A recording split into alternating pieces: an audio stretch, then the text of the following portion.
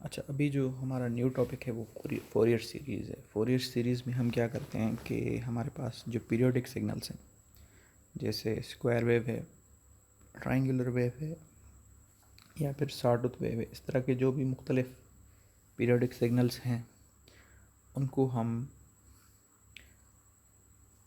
जो है sinusoidal signals के फॉर्म में रिप्रेजेंट करते हैं या फिर कॉम्प्लेक्स एक्सपोनेंशियल सिग्नल्स के फॉर्म में रिप्रेजेंट करते हैं। ठीक है, तो हमारे पास जो फोरियर सीरीज़ के टाइप हैं, दो टाइप्स हैं। एक हमारे पास जो है ट्रिग्नोमेट्रिक फोरियर सीरीज़ है,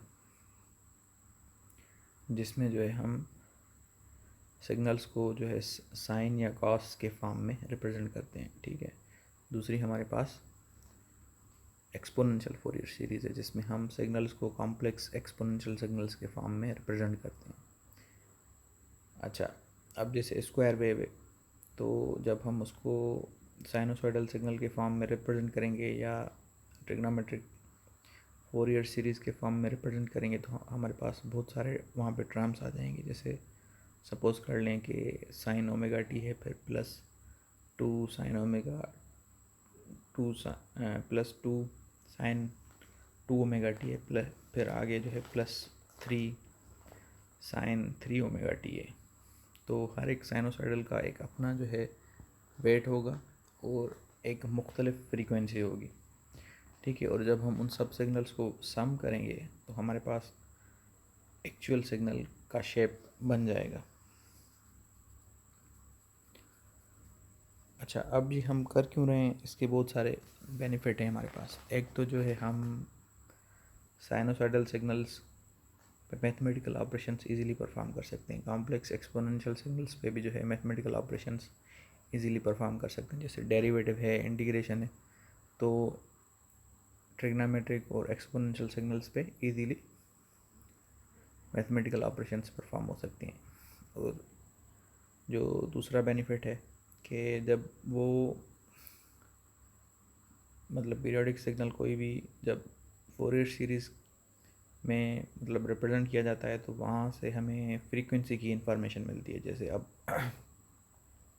अगर कोई सिग्नल हमने चेंज कर दिया और उसको फोरियर सीरीज़ में जब हमने चेंज किया है, तो अगर वहाँ पे आ रहा है साइन ओमेगा टी, फिर plus two sine two omega t, फिर plus three sine three omega t, तो अब यहाँ पे ओमेगा, फिर टू ओमेगा, फिर थ्री ओमेगा, ये फ्रीक्वेंसी के मतलब फ्रीक्वेंसी की इंफॉर्मेशन है कि उस एक्चुअल सिग्नल में कौन कौन से फ्रीक्वेंसी कंपोनेंट्स हैं जिनसे मतलब वो जो है सिग्नल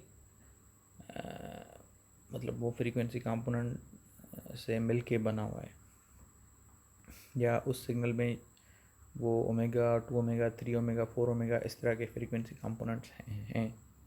जैसे अब मेरा वॉइस सिग्नल है, ठीक है, तो इसमें भी मल्टीपल फ्रीक्वेंसी कंपोनेंट्स हैं। तभी हम कहते हैं कि जो हमारी वॉइस सिग्नल है उसकी जो बैंडविड्थ होती है वो 4 किलोहर्ट्ज़ होती है। अच्छा, अब जो नेक्स्ट एडवांटेज है कि जैसे हमने कन्वोल्यूशन पढ़ी थी कि वहाँ पे हमें अगर इम्पल्स रिस्पांस का पता था तो फिर हम किसी भी इनपुट सिग्नल को कंसिडर करके टोटल सिस्टम का आउटपुट फाइंड आउट कर सकते थे। इसी तरह अब अगर हमें किसी भी सिस्टम का जो है कॉम्प्लेक्स एक्सपोनेंशियल सिग्नल का रिस्पांस पता होगा, मतलब हम सिस्टम को अगर कॉम्प्लेक्स एक्सपोनेंशियल सिग्नल अप्लाई कर रहे हैं और हमें रिस्पांस पता है, जिस तरह पहले इम्पल्स रिस्पांस पता था, या फिर जो है हम कोई साइनोसॉइडल सिग्नल जो है सिस्टम को अप्लाई कर रहे हैं और उसका रिस्पांस पता है। ठीक है, तो फ़ायदा क्या होगा कि अब हम अगर इनपुट पे कोई ऐसा सिग्नल दे रहे हैं जिसको हमने ऑलरेडी फोरियर सीरीज़ में रिप्रेजेंट किया हुआ है, तो फोरियर सीरीज़ में जब हमने उसको रिप्रेजेंट किया हुआ है तो वहाँ पे उसको हमने या तो साइनोसॉइडल के फॉर्म में रिप्रेजेंट किया होगा या फिर कॉम्प्लेक्स एक्सपोनेंशियल सिग्नल के फॉर्म में रिप्रेजेंट किया होगा। तो क्योंकि रिस्पांस हमें पता है, कॉम्प्लेक्स एक्सपोनेंशियल सिग्नल जब हमने उसको इनपुट पे दिया था तो वो रिस्पांस हमें पता है, तो फिर अब इनपुट पे हम वही उस तरह के मल्टीपल सिग्नल्स दे रहे हैं, क्योंकि हमने फोरियर सीरीज़ में जब रिप्रेजेंट किया होगा सिग्नल को तो उसमें मल्टीपल कॉम्प्लेक्स एक्सपोनेंशियल सिग्नल बन जाएंगे या मल्टीपल साइनोसॉइडल सिग्नल्स बन जाएंगे। तो हर एक साइनोसॉइडल सिग्नल की वजह से रिस्पॉन्स उसी तरह का आएगा, सिर्फ जो है उसके साथ जो है फ्रीक्वेंसी चेंज होगी या उसका एम्पलीट्यूड चेंज होगा, तो वो वहाँ पे आउटपुट रिस्पॉन्स में वो थोड़ा चेंज होगा, बाकी रिस्पॉन्स उसी तरह का मिलेगा। तो ये चीज़ जो है हमारी इलेक्ट्रिकल सर्किट्स में भी यूज़ हो सकती है कि हमें जो है सर्किट है हमारे पास और हमने जो है उसका जो है साइनोसाइडल या फिर complex exponential response find out कर लिया है, ठीक है। तो अब अगर हम उसको एक ऐसा पीरियोडिक सिग्नल इनपुट पे दे रहे हैं जिसको हम फोरियर सीरीज़ के फॉर्म में रिप्रेजेंट करेंगे, तो फिर जो है हम उस इलेक्ट्रिकल सर्किट का जो है रेस्पॉन्स इजीली फाइंड आउट कर सकते हैं। फोरियर सीरीज़ की बहुत सारी एप्लीकेशंस हैं, वो मतलब सी वेव्स में भी अप्लाई हो सकता है, रेडियो वेव्स में भी अप्लाई हो सकता है, क्योंकि हमारे पास उनका भी जो शेप है वो पीरियोडिक है। सी वेव्स मतलब पीरियोडिकली वहाँ पे आती रहती हैं, या फिर रेडियो वेव्स है वहाँ पे भी रेडियो सिग्नल्स भी जो है पीरियोडिक होंगे, तो वहाँ पे वो फोरियर सीरीज़ हम अप्लाई कर सकते हैं। अच्छा, फोरियर सीरीज़ जो है दोनों टाइप के सिग्नल्स के लिए अप्लाई होती है, कंटिन्यूस टाइम के लिए भी अप्लाई होती है और डिस्क्रीट टाइम के लिए भी अप्लाई होती है। अच्छा, जैसे यहाँ पे ये स्क्वायर वेव है तो ये स्क्वायर वेव जो है काफ़ी सारे साइनोसॉइडल सिग्नल्स से मिलके बनी हुई है। तो यहाँ पे ये बता रहा है कि ये मल्टीपल साइनोसॉइडल सिग्नल्स हैं, जब हम इनको ऐड करेंगे तो हमारे पास स्क्वायर वेव बन जाएगी, और हर एक जो साइनोसॉइडल सिग्नल है उसका एम्पलीट्यूड मुख्तलिफ है, और हर एक साइनोसॉइडल सिग्नल की फ्रीक्वेंसी भी मुख्तलिफ है। तो ये जो यहाँ पे एक्स एक्सिस है ये फ्रीक्वेंसी को रिप्रेजेंट कर रही है, और वाई एक्सिस जो थी वो जो है एम्पलीट्यूड को रिप्रेजेंट कर रही थी। दोबारा यहाँ पे देख लें, ठीक है, यहाँ पे ए एन एम्पलीट्यूड मुख्तलिफ है, ठीक है। इसी तरह हर साइनोसॉइडल सिग्नल की फ्रीक्वेंसी भी यहाँ पे देखें मुख्तलिफ है, किसी मतलब एम्पलीट्यूड भी मुख्तलिफ है और फ्रीक्वेंसी भी मुख्तलिफ है। यहाँ पे वाई एक्सिस फ्रीक्वेंसी है, सॉरी वाई एक्सिस एम्पलीट्यूड है, और एक्स एक्सिस जो है फ्रीक्वेंसी है। तो इस स्क्वायर वेव को हमने जो है मुख्तलिफ साइनोसॉइडल सिग्नल्स के फॉर्म में रिप्रेजेंट किया है, वही जो है उसकी फोरियर सीरीज़ रिप्रेजेंटेशन कहलाएगी। कि मतलब किसी भी पीरियोडिक सिग्नल को हम या तो कॉम्प्लेक्स एक्सपोनेंशियल सिग्नल की फॉर्म में रिप्रेजेंट करें या फिर साइनोसॉइडल सिग्नल्स की फॉर्म में रिप्रेजेंट करें, तो वो जो है उसकी फोरियर सीरीज़ कहलाती है। अब ये साइनोसॉइडल सिग्नल्स, इन पे फिर मैथमेटिकल ऑपरेशंस हम इजीली परफॉर्म कर पाएंगे। अच्छा, अब जैसे हमारे पास कास ओमेगा टी है या साइन ओमेगा टी है, तो इसको अगर हम कॉम्प्लेक्स एक्सपोनेंशियल सिग्नल्स के फॉर्म में रिप्रेजेंट करना चाहते हैं, तो हम ऑयलर्स थ्योरम का हमें ऑलरेडी पता है, तो ऑयलर्स थ्योरम की हेल्प से हम उनको इस तरह रिप्रेजेंट कर सकते हैं। कास ओमेगा टी को 1/2 ई पावर जे ओमेगा टी प्लस 1/2 ई पावर माइनस जे ओमेगा टी के फॉर्म में रिप्रेजेंट कर सकते हैं। इसी तरह साइन ओमेगा टी को हम 1/2 आयोटा इंटू ई पावर जे ओमेगा टी माइनस 1/2 आयोटा ई पावर माइनस जे ओमेगा टी के फॉर्म में रिप्रेजेंट कर सकते हैं। अच्छा, अब ये सिग्नल हमने जो कॉस है, कॉस ओमेगा टी और साइन ओमेगा टी, इसको हमने रिप्रेजेंट किया है in the form of sum of complex exponential signals, ठीक है। और यहाँ पे इस कॉम्प्लेक्स एक्सपोनेंशियल सिग्नल का जो वेट है वो 1/2 है, और इस कॉम्प्लेक्स एक्सपोनेंशियल सिग्नल का जो वेट है वो भी 1/2 है, ठीक है। यहाँ पे वेट मुख्तलिफ है, ठीक है, कॉम्प्लेक्स एक्सपोनेंशियल सिग्नल का। तो इन जनरल फोरियर सीरीज़ का ये फार्मूला है कि जब हम किसी भी सिग्नल को जो है in the form of sum of complex exponential signal के फॉर्म में रिप्रेजेंट करना चाहते हैं, तो एक्स ऑफ टी में जो है बहुत सारे कॉम्प्लेक्स एक्सपोनेंशियल सिग्नल्स हो सकते हैं, और हर एक का अपना वेट होगा ए सब्सक्रिप्ट के, ठीक है। ये कोई वैल्यू होगी, जैसे यहाँ पे 1/2 है, यहाँ पे 1/2 आयोटा है, तो ये ए के की वैल्यूज़ हैं। के क्या है? ये चेंज होता रहेगा minus infinity to plus infinity, ठीक है। और फिर हमारे पास ई पावर जे के ओमेगा टी। तो के से क्या होगा, ये फ्रीक्वेंसी भी जो है हमारी चेंज होती रहेगी। जब के की वैल्यू 1 होगी तो ये ओमेगा होगा, 2 होगी तो 2 ओमेगा होगा, के की वैल्यू 3 होगी तो फिर 3 ओमेगा होगा। अच्छा, अब इस फार्मूला को अगर हम कॉस के साथ, कॉस ओमेगा टी के जो है कॉम्प्लेक्स एक्सपोनेंशियल फॉर्म के साथ अगर कंपेयर करें तो कैसे होगा। ये कॉस ओमेगा टी हमारा होगा इक्वल टू, ये फार्मूला हम लिख देंगे, के इज इक्वल टू, अच्छा यहाँ पे जो है हमने लिमिट जो है सेम ले सकते हैं, minus infinity to plus infinity, ठीक है। तो k is equal to infinity to minus infinity या फिर minus infinity to plus infinity, बात सेम ही है, ठीक है। अच्छा, क्योंकि इसमें सिर्फ 2 टर्म्स हैं, ठीक है, तो हमने क्या किया है, के इज इक्वल टू 1 टू -1, क्योंकि यहाँ पे ओमेगा की जो मतलब वैल्यू है वो, मतलब जो फ्रीक्वेंसी की, एंगुलर फ्रीक्वेंसी की जो वैल्यू है वो ओमेगा है और यहाँ पे माइनस ओमेगा है। तो यहाँ से पता चलता है कि मतलब इसमें कौन से कॉम्प्लेक्स एक्सपोनेंशियल टर्म्स हैं। तो इसमें एक जब के की वैल्यू 1 है वो वाला टर्म है, और दूसरा जब के की वैल्यू -1 है वो वाला टर्म है, ठीक है। तो हमने यहाँ पे इसीलिए के की वैल्यू 1 और -1 ली है। जब हम इसको एक्सपेंड करेंगे तो यहाँ पे a1 आ जाएगा ई पावर जे ओमेगा टी। अच्छा, यहाँ पे के मिसेंगे, ई पावर जे के ओमेगा टी, यहाँ पे देखें ई पावर जे के ओमेगा टी है, तो यहाँ पे भी ई पावर जे के ओमेगा टी होगा, सही है। तो अब के की वैल्यू यहाँ पे 1 है और के की वैल्यू, अच्छा बीच में 1 और -1 के दरमियान में 0 भी वैल्यू होगी, तो a0 e power J0 omega t plus में a subscript -1 e power -j omega t, ठीक है। अच्छा, अब यहाँ पे a1 की वैल्यू क्या है, कॉस के लिए 1/2 है, ठीक है। a0, यहाँ पे a0 वाला कोई भी टर्म नहीं है, क्योंकि वो होता अगर तो कैसे पता चलता, ई पावर J0 ओमेगा टी, ये हो जाएगा 1 इंटू a0। तो ऐसा कोई भी टर्म नहीं है जिसमें जो है कॉम्प्लेक्स एक्सपोनेंशियल टर्म ना हो, ठीक है। तो ये और ये दो टर्म्स हैं, फर्स्ट टर्म है और ये लास्ट टर्म है कॉस ओमेगा टी में।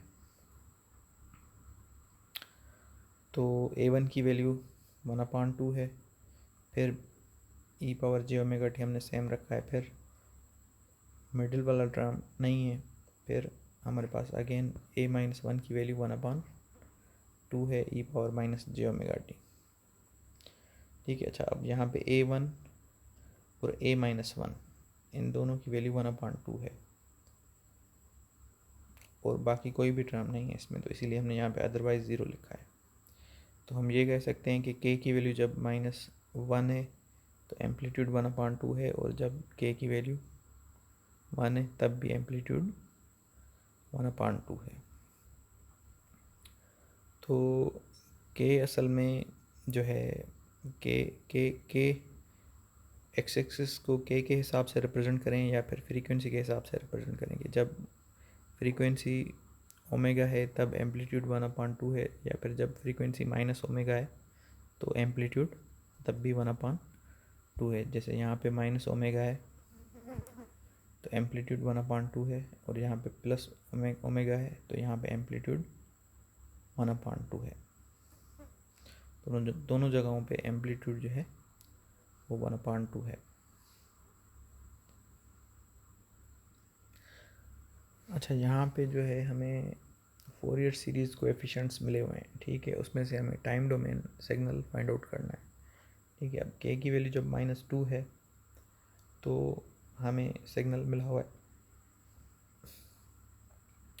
और उसमें जो है उस सिग्नल का जो वेट है वो 1/2 है, फिर 0 पे वेट 1 है, फिर 2 पे जो है वेट 1/2 है। तो अब जो हमारे पास टर्म्स हैं, जब k की वैल्यू -2 है, 0 है और 2 है, तो ये 3 टर्म्स हमें मिले हुए हैं। तो फिर a0 लिखेंगे यहाँ पे, ठीक है। k की वैल्यू e⁻j k⍵t है, तो k की वैल्यू यहाँ पे 0 लिखेंगे, ठीक है। फिर a2 यहाँ पे लिखेंगे क्योंकि a2 वाला हमें यहाँ पे टर्म मिला हुआ है e⁻j k। अब k की वैल्यू फिर दोबारा यहाँ पे 2 लिखेंगे, ठीक है। इसी तरह फिर हमारे पास तीसरा टर्म a-2 है, तो यहाँ पे k की वैल्यू -2 आ जाएगी।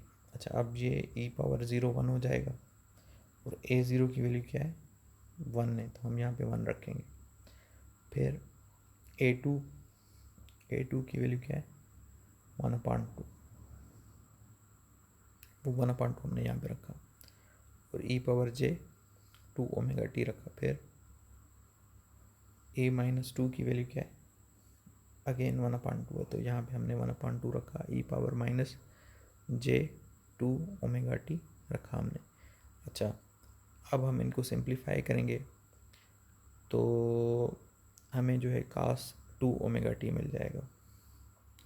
अच्छा, यहाँ पे देखें, ये ऑयलर्स थ्योरम के हिसाब से यहाँ पे ऑयलर्स थ्योरम लगाएंगे, ये 1 सेम रखेंगे, ठीक है। यहाँ पे e⁻iθ प्लस 1/2 e⁻−iθ होता है, तो वो cos थीटा के बराबर होता है, लेकिन थीटा की जगह पे हमें क्या मिला हुआ है, 2⍵t, तो वो हमने यहाँ पे 2⍵t रख दिया है। अच्छा, जो ये a0 है उसको हम एवरेज, मीन या DC वैल्यू ऑफ सिग्नल भी कहते हैं,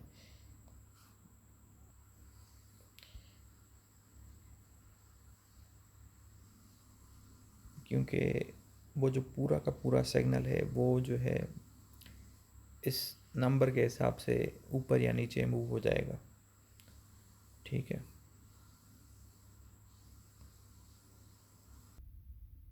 अच्छा, अब फोरियर सीरीज़ में जो a1 है, a-1 है, या a-2 या a-3 या फिर a2 a3, इस तरह जो भी मतलब टर्म्स हैं, तो a की जो भी वैल्यू है, ठीक है, उसमें जब हमारे पास टर्म a1 और a-1 है तो उसके साथ जो भी फ्रीक्वेंसी है उसको हम फंडामेंटल फ्रीक्वेंसी कहते हैं, ठीक है।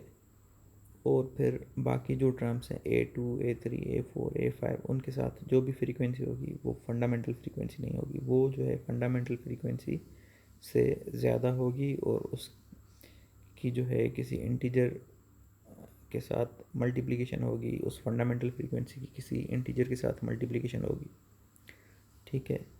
जैसे a1 में फ्रीक्वेंसी हमारे पास अगर 5 है, ओमेगा की वैल्यू अगर 5 है, तो फिर a2 में वो 10 हो सकती है, फिर a3 में 15 होगी। तो हायर ड्रम्स में जो फ्रीक्वेंसी होगी वो भी बढ़ती जाएगी और वो फंडामेंटल फ्रीक्वेंसी की इंटीजर मल्टीपल होगी। अच्छा, अब जो बाकी टर्म्स हैं जिनमें हायर फ्रीक्वेंसीज़ हैं और वो जो फ्रीक्वेंसीज़ हैं वो मल्टीपल ऑफ फंडामेंटल फ्रीक्वेंसी हैं, तो उन टर्म्स को हम हार्मोनिक्स कहते हैं। अच्छा, a0 में कोई भी हमारे पास फ्रीक्वेंसी नहीं होगी, ठीक है, क्योंकि वो एक DC वैल्यू होगी जिसके हिसाब से सिग्नल जो है हमारा ऊपर या नीचे जो है मूव करेगा। तो a के जो भी सारे हैं उनको हम कहते हैं फोरियर सीरीज़ कॉम्प्लेक्स कोएफिशिएंट्स। अच्छा, कॉम्प्लेक्स कोएफिशिएंट्स क्यों कह रहे हैं, क्योंकि ये जो कोएफिशिएंट्स हैं वो रियल भी हो सकते हैं, इमेजिनरी भी हो सकते हैं और कॉम्प्लेक्स भी हो सकते हैं। जैसे यहाँ पे देखें जो कोएफिशिएंट है रियल है, यहाँ पे देखें कोएफिशिएंट जो है इमेजिनरी है, साइन ओमेगा टी में कोएफिशिएंट इमेजिनरी है और कास ओमेगा टी में जो है कोएफिशिएंट रियल है। तो कहीं कहीं पे कुछ सिग्नल्स के लिए ये जो कोएफिशिएंट है वो कॉम्प्लेक्स भी हो सकता है, कि मतलब रियल प्लस इमेजिनरी पार्ट भी हो सकता है।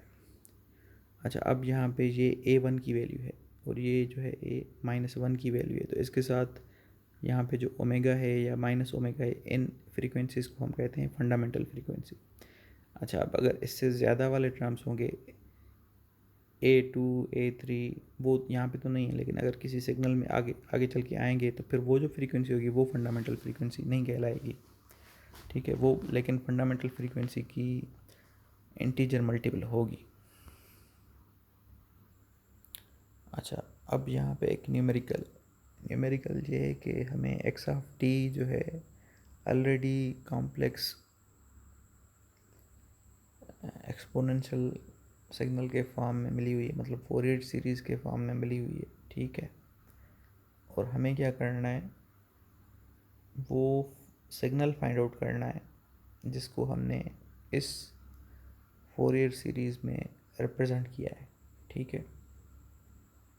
अच्छा, अब यहाँ पे A0 की वैल्यू 1 है, A1 और A-1 की वैल्यू 1/4 है, A2 और A-2 की वैल्यू 1/2 है, A3 और A-3 की वैल्यू 1/3 है। तो क्योंकि ये सिग्नल शुरू हो रहा है k इज़ इक्वल टू -3 से 3 तक, तो इसी वजह से हमें यहाँ पे जो A-3 मिलेगा, फिर A-2 मिलेगा, फिर A-1 मिलेगा, फिर A0 होगा, A1 A2 A3 होगा। तो उन सब के वैल्यूज़ यहाँ पे हमें मिले हुए हैं। और जो फंडामेंटल फ्रीक्वेंसी है ओमेगा की वैल्यू यहाँ पे हमें क्या मिली हुई है, 2π। यहाँ पे वैसे फार्मूला में क्या होता है, AKE⁻j k ω t। तो ओमेगा की वैल्यू ऑलरेडी यहाँ पे 2π मिली हुई है, जो कि हमारी फंडामेंटल फ्रीक्वेंसी है। तो अब जो बाकी सारे टर्म्स होंगे उसमें जो फ्रीक्वेंसी होगी वो फंडामेंटल फ्रीक्वेंसी से ज़्यादा होगी, और वो फ्रीक्वेंसी जो है फंडामेंटल फ्रीक्वेंसी की इंटीजर मल्टीपल होगी। अब स्टार्ट करते हैं। जैसे अब k की वैल्यू जो है पहले हम सपोज कर लेते हैं 0 है, ठीक है। यहाँ पे सॉल्यूशन असल में इन्होंने स्टार्ट किया है 0 से, तो k की वैल्यू जब 0 होगी तो यहाँ पे A0 आएगा, e⁻0 आएगा, ठीक है। तो A0 की वैल्यू क्या है, 1 है, वो यहाँ पे इन्होंने 1 लिख दिया है। फिर जो है इन्होंने A1 k की वैल्यू 1 ली है, k की वैल्यू 1 और k की वैल्यू -1 ली है। तो जब k की वैल्यू 1 और -1 होगी तो एम्पलीट्यूड क्या है, या जो है a और a-1 की वैल्यू क्या है, A1 और A-1 की वैल्यू क्या है, 1/4। तो 1/4 यहाँ पे लिख दिया है, ठीक है। अब जब k की वैल्यू 1 है तो हमें मिलेगा e⁻j2πt, वो हमने यहाँ पे लिख दिया e⁻j2πt। अगर k की वैल्यू -1 है तो हमें मिलेगा e⁻j2πt, ठीक है। फिर k की वैल्यू जब 2 और -2 होगी तब ak की वैल्यू क्या है, 1/2, वो हमने यहाँ पे 1/2 रख दिया है। फिर e⁻j k की वैल्यू 2 है तो यहाँ पे हो जाएगा 4πt, ठीक है। e⁻j4πt प्लस k की वैल्यू अगर -2 है तो हो जाएगा e⁻j4πt। इसी तरह जब k की वैल्यू -3 और +3 होगी तो ak की वैल्यू क्या है, 1/3, तो 1/3 हमने यहाँ पे रख दिया है, ठीक है। फिर इसी तरह e⁻j3 × 2πt तो हो जाएगा 6πt। फिर यहाँ पे -3 × 2πt तो वो हो जाएगा e⁻j6πt। अच्छा, अब 1 हमने यहाँ पे सेम रखा है। फिर यहाँ से अगर हम 1/2 अलग कर दें, वो इसके नीचे लेके जाएं, तो ये हो जाएगा cos 2πt। तो यहाँ पे ऑलरेडी सिर्फ 1/2 है, तो ये क्या हो जाएगा, cos 4πt, और ये हो जाएगा। अच्छा, cos, इसको cos बनाने के लिए हमें 2 चाहिए, तो 2 से मल्टीप्लाई भी करेंगे और डिवाइड भी करेंगे, तो 2 अपान यहाँ पे 3 आ जाएगा, और फिर अंदर जो है cos 6πt बच जाएगा। तो ये वो पीरियोडिक सिग्नल है जिसको हमने फोरियर सीरीज़ के फॉर्म में, कॉम्प्लेक्स एक्सपोनेंशियल फोरियर सीरीज़ के फॉर्म में रिप्रेजेंट किया है। अच्छा, अब अगर हम इस सिग्नल को ड्रा करें तो देखें कैसा कैसा सिग्नल बनता है। 1 जो है, ठीक है, वो एक सीधी लाइन बनेगी, यहाँ पे देखें 1 हो गया, ठीक है। फिर 1/2 cos 2πt ये सिग्नल बन रहा है। अब यहाँ पे ये फंडामेंटल फ्रीक्वेंसी है, ठीक है। अच्छा, अब इन दोनों सिग्नल्स को जब हम ऐड करेंगे तो ये वाला सिग्नल जो है ऊपर शिफ्ट हो जाएगा, ठीक है, ठीक है। फिर जो है हम cos 4πt को जब हम प्लॉट कर रहे हैं तो उसकी फ्रीक्वेंसी ज़्यादा है, ठीक है। और cos 6πt को जब हम प्लॉट कर रहे हैं तो उसकी फ्रीक्वेंसी और ज़्यादा है, ठीक है। तो जब हमने इन सब सिग्नल्स को ऐड किया है तो इस तरह का सिग्नल बन रहा है। तो अब यहाँ पे देखें, ये एक किस्म का ऐसा सिग्नल है जिसको हम देख के कुछ कह नहीं सकते कि इसमें कौन कौन से फ्रीक्वेंसी कंपोनेंट्स हैं। जब हमने इसको फोरियर सीरीज़ में रिप्रेजेंट किया है तो वहाँ से हमें पता चल रहा है कि इसमें जो है फंडामेंटल फ्रीक्वेंसी जो है इसकी 2π है, फिर जो है इसमें 4π फ्रीक्वेंसी का कंपोनेंट भी है, 6π फ्रीक्वेंसी का कंपोनेंट भी है, ठीक है। ऐसे देखने से पता नहीं चल रहा। तो इस तरह स्क्वायर वेव हो, सॉटूथ वेव हो, या ट्रायंगुलर वेव हो, या जो भी मतलब पीरियोडिक सिग्नल्स हैं, उनको हम जो है जब फोरियर सीरीज़ में रिप्रेजेंट करते हैं तो इन्फॉर्मेशन मिल जाती है कि उस एक्चुअल सिग्नल में कौन कौन से फ्रीक्वेंसी कंपोनेंट्स मौजूद हैं। अच्छा, अब इस सिग्नल में फोरियर सीरीज़ रिप्रेजेंटेशन मिली हुई थी, हमने एक्चुअल सिग्नल फाइंड आउट किया है। लेकिन हम ये भी सीखेंगे कि अगर हमें सिग्नल मिला हुआ है तो उसको हम मतलब फोरियर सीरीज़ में किस तरह रिप्रेजेंट कर सकते हैं। अच्छा, अब अगर कोई सिग्नल मिला हुआ है, पीरियोडिक सिग्नल, उसको अगर फोरियर सीरीज़ के फॉर्म में चेंज करना है तो हमें जो है एक फार्मूला ड्राइव करना पड़ेगा जिसकी हेल्प से हम उसके कोएफिशिएंट्स फाइंड आउट कर सकते हैं ए के। जैसे A0 है, A1 है, A2 है, या फिर A-1 है, A-2 है।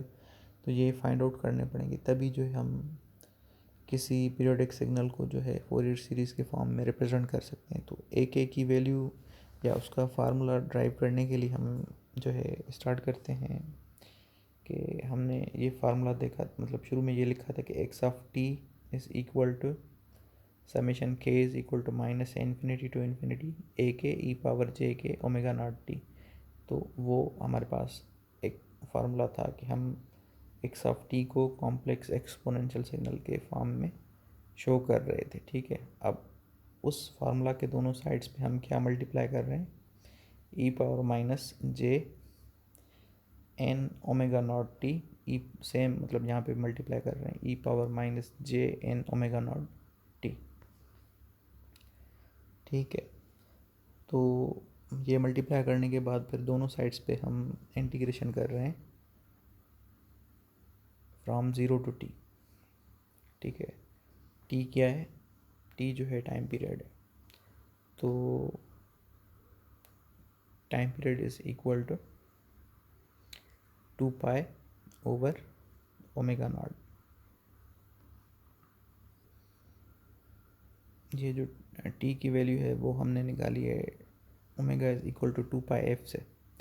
तो omega is equal to 2π f, तो एफ को सिर्फ हमने 1/t में चेंज किया, तो टी की वैल्यू जो है 2π ओमेगा नॉट आ गई है। अच्छा, अब जो है हमने क्या किया है, यहाँ पे भी इंटीग्रेशन की सैम्पल रखी है, यहाँ पे डी रखी है, यहाँ पे भी इंटीग्रेशन की सैम्पल रखी है, यहाँ पे भी डी रखी है। अब हमारा नेक्स्ट स्टेप है कि interchanging order of summation and integration के समेशन को बाहर लेके जाएंगे, इंटीग्रेशन को अंदर लेके आएंगे। अच्छा, और क्या करेंगे हम, क्योंकि यहाँ पे दो कॉम्प्लेक्स एक्सपोनेंशियल सिग्नल्स हैं तो इनकी पावर को हम ऐड कर देंगे और एक ही ई लिखेंगे, ठीक है। तो यहाँ पे हमने एक बार ई लिखा है और पावर्स को हमने ऐड कर दिया है। इंटीग्रेशन यहाँ पे अंदर आ गई है और समेशन जो है बाहर चली गई है, ठीक है। और ए के भी जो है एक कांस्टेंट है, वो भी जो है इंटीग्रेशन से बाहर की तरफ है। अच्छा, अब क्योंकि ये कॉम्प्लेक्स एक्सपोनेंशियल सिग्नल है तो ऑयलर्स फार्मूला अगर हम इस पे लगाएं तो ये जो है कास और साइन के टर्म्स में ब्रेक हो जाएगा। तो ये पूरी इंटीग्रेशन जो है हम ब्रेक कर सकते हैं कास और plus cos theta plus iota sine theta के फॉर्म में, ठीक है। मतलब ई पावर आयोटा थीटा जो है cos theta plus iota sine theta के फॉर्म में हमने इंटीग्रेशन को ब्रेक कर दिया है। अच्छा, अब क्योंकि इंटीग्रेशन जो है हम 0 to t फाइंड आउट कर रहे हैं, तो जब हम कास की इंटीग्रेशन या साइन की इंटीग्रेशन उसके टाइम पीरियड के हिसाब से फाइंड आउट करते हैं तो इंटीग्रेशन की वैल्यू 0 आती है, ठीक है। तो इसीलिए यहाँ पे हमने आंसर लिखा है कि इंटीग्रेशन की वैल्यू जो है 0 आएगी जब k is not equal to n। मतलब k अगर n के बराबर नहीं होगा तो इंटीग्रेशन होगी, और इंटीग्रेशन जब होगी तो जो रिज़ल्ट है वो 0 आएगा। लेकिन अगर k और n आपस में बराबर हैं तो यहाँ पे 0 आ जाएगा और यहाँ पे भी 0 आ जाएगा। तो साइन 0 तो 0 होगा, तो फिर यहाँ पे ये इंटीग्रेशन ख़त्म हो जाएगी। लेकिन यहाँ पे क्या होगा, कास 0 1 हो जाएगा, तो 1 की इंटीग्रेशन क्या होगी, t होगी। तो जब लिमिट पुट करेंगे 0 to t तो आंसर भी हमारे पास t आएगा।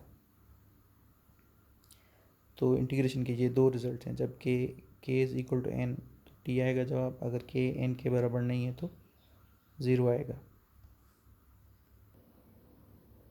अच्छा, अब यहाँ पे हमारे पास जो दो वैल्यूज़ आ रही हैं इस इंटीग्रेशन की, तो वो हमें यहाँ पे अगर 0 पुट करेंगे तो ये ए के भी ख़त्म हो जाएगा क्योंकि 0 उसके साथ मल्टीप्लाई हो रहा है।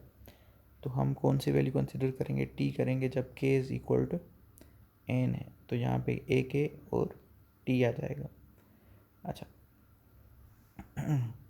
अब उसके बाद जो है अगर k is equal to n है तो यहाँ पे हम क्या करेंगे, n को k के साथ रिप्लेस कर सकते हैं क्योंकि हमारे पास एक्चुअली k था, n नहीं था। n वाला टर्म हमने यहाँ पे मल्टीप्लाई किया था दोनों साइड्स पे, तो अब n को दोबारा हम रिप्लेस कर रहे हैं k के साथ। तो यहाँ पे इस साइड पे आ रहा है a के t और यहाँ पे ये चीज़ आ रही है। तो t को हम इस साइड पे लेके आएंगे तो यहाँ पे आ जाएगा 1/t और फिर वही चीज़ आ रही है जो यहाँ पे लिखी हुई है, ठीक है। यहाँ पे जो रिज़ल्ट t का है, इसका इस इंटीग्रेशन का रिज़ल्ट जो t आया है, t को हम यहाँ पे इस साइड पे लेके आए, ठीक है। तो 1/t और उसके साथ ये पूरा का पूरा टर्म आएगा। अच्छा, अब यहाँ पे एक के बच गया है। अच्छा, अब यहाँ पे जो है एक चीज़ आप पूछ सकते हैं कि समेशन की साइन कहाँ गई। तो समेशन की साइन इस तरह से जो है ख़त्म हो गई है कि समेशन की साइन में जो था हमारे पास था k is equal to minus infinity to plus infinity, क्योंकि हमने कहा है कि k और n इक्वल है आपस में। तो k की जगह पे अगर हम n लिख दें तो फिर वो समेशन जो है किसी भी मतलब फैक्टर पे अप्लाई नहीं होगी, क्योंकि n वाले सारे हमने टर्म्स जो है ख़त्म कर दिए। n को हमने रिप्लेस कर दिया है k के साथ और यहाँ पे k को हम रिप्लेस कर रहे हैं n के साथ। तो फिर ये समेशन किसी भी चीज़ पे एप्लीकेबल नहीं हो रही। फिर हमारे पास सिंपली ए के ही बचेगा यहाँ पे, ए के इंटू टी, और टी को हम जो है इस साइड पे लेके जा रहे हैं। तो हमारे पास ए के का ये फार्मूला बन गया है। तो हम अब फोरियर सीरीज़ के कोएफिशिएंट्स इसकी हेल्प से फाइंड आउट कर सकते हैं। हम इंटीग्रेशन की लिमिट 0 to t लिखें या फिर यहाँ पे t लिखें, इसका मतलब यही है कि हम इंटीग्रेशन एक पीरियड तक फाइंड आउट कर रहे हैं, ठीक है। अच्छा, यहाँ पे ओमेगा नॉट की वैल्यू हमने पुट कर दी है 2π/t, और कुछ नहीं किया, बाकी सेम ही है। अच्छा, अब अगर यहाँ से हम a0 की वैल्यू निकालें तो k की वैल्यू क्या हो जाएगी, 0 हो जाएगी, और ये जो है टर्म 1 हो जाएगा। तो a0 की value 1/t integration up to time period और x of t into dt। तो a0 की वैल्यू हम इस तरह निकालेंगे, ठीक है। और ये मैंने पहले ही बताया था कि A0 जो है एवरेज, इसको हम एवरेज मीन या DC वैल्यू ऑफ सिग्नल कहते हैं। अच्छा, जब A1 फाइंड आउट करना होगा तो फिर ये फार्मूला यूज़ करेंगे। यहाँ पे जो है हम k की जगह पे 1 रखेंगे और ये इंटीग्रेशन x ऑफ t की भी वैल्यू रखेंगे और ये फिर इंटीग्रेशन सॉल्व करेंगे। इसी तरह जो भी हमें फाइंड आउट करनी होगी चीज़ A2, 3 या 4, यहाँ पे सिर्फ हमें k की वैल्यू रिप्लेस करनी होगी और ये इंटीग्रेशन सॉल्व करेंगे तो वो हमें वैल्यू यहाँ पे a सब्सक्रिप्ट k जो है वैल्यू हमें मिल जाएगी।